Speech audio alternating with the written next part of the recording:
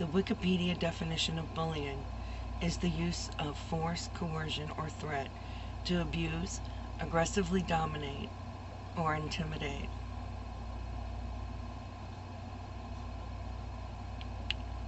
When I think of bullying, you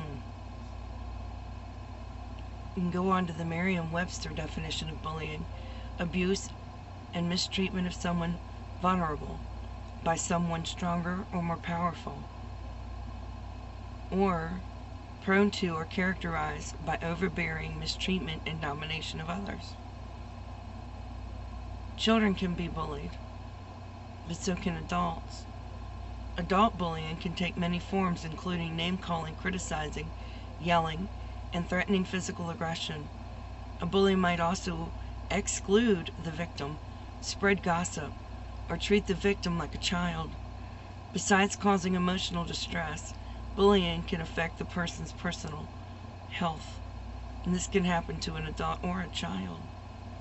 There's different types of bullying. There's verbal bullying, which can include, but not necessarily exclude, teasing, name-calling, inappropriate sexual comments, taunting, threatening to cause them harm. Then there's social bullying, which is leaving someone out on purpose, telling other children or people not to be their friends, spreading rumors about someone or gossiping, or embarrassing somebody in public. There's also physical bullying, which is hitting or kicking or pinching someone, spitting on them, tripping or pushing them, taking or breaking someone's things, making mean or rude hand gestures. You know, how common is bullying? About 20% of students aged 12 to 18 have experienced bullying nationwide, and that's in the United States.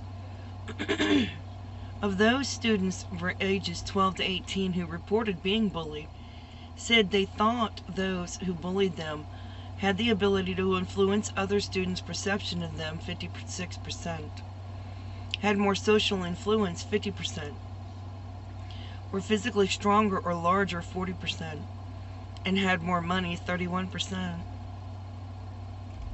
That's really scary.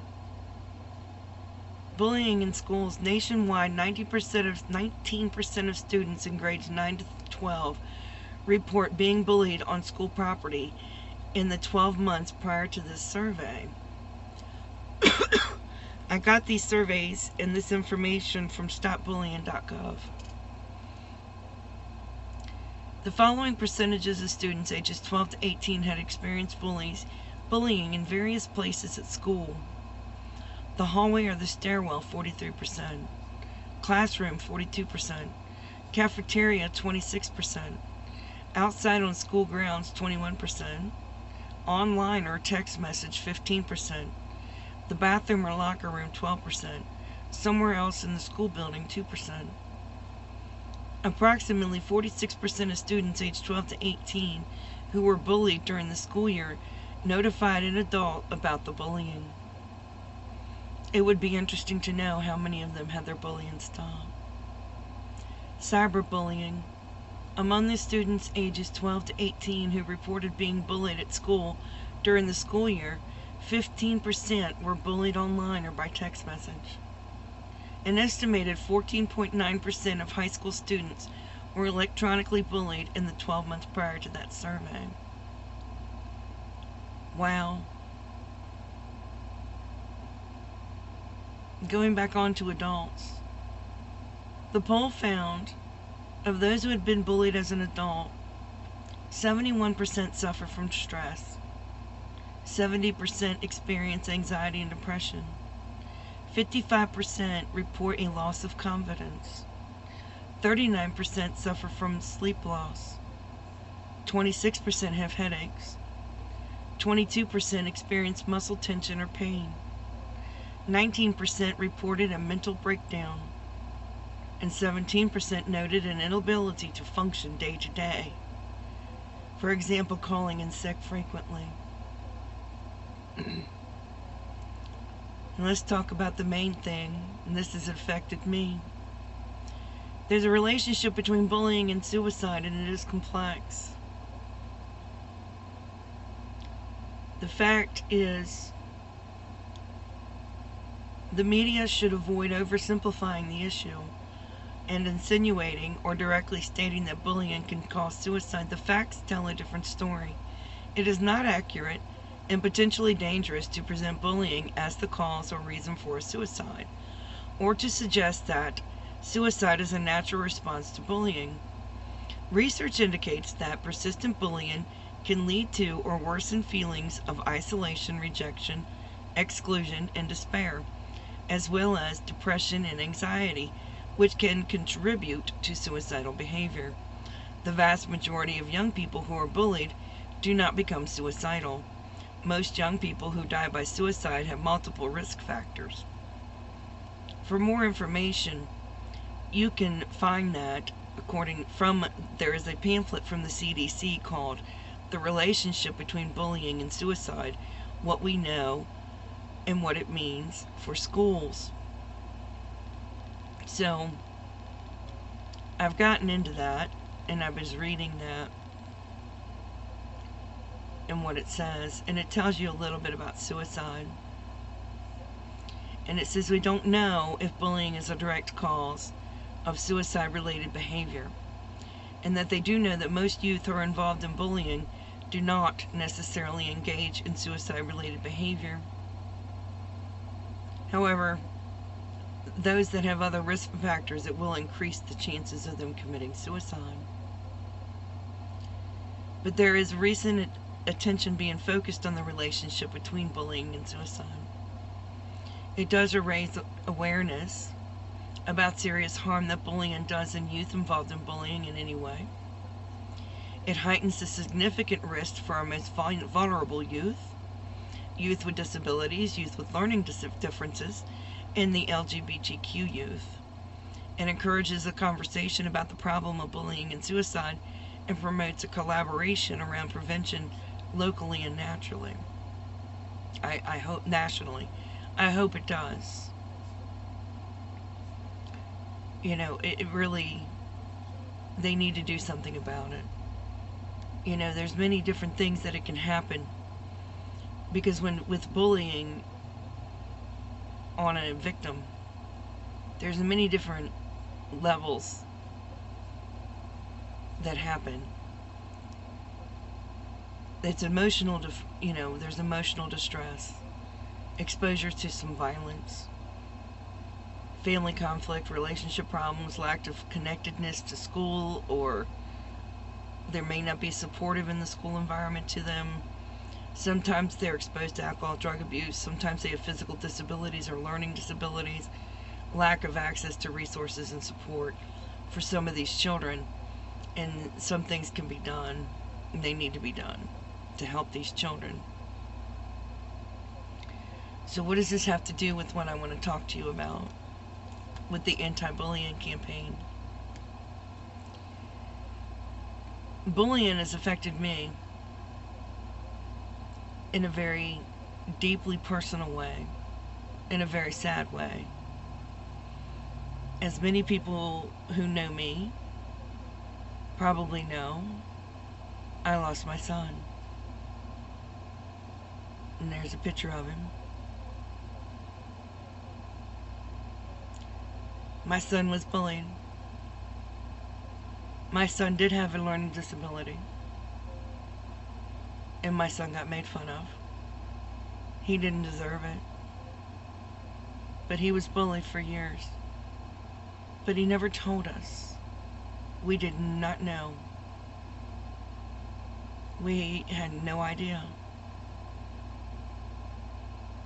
And then, after many years of enduring this abuse, my son decided to take his own life.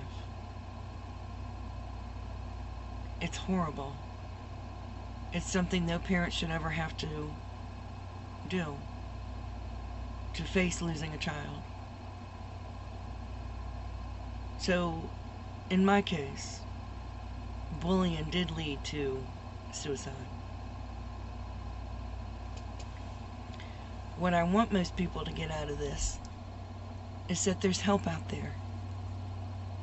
You need to speak up. You need to speak up for the victims.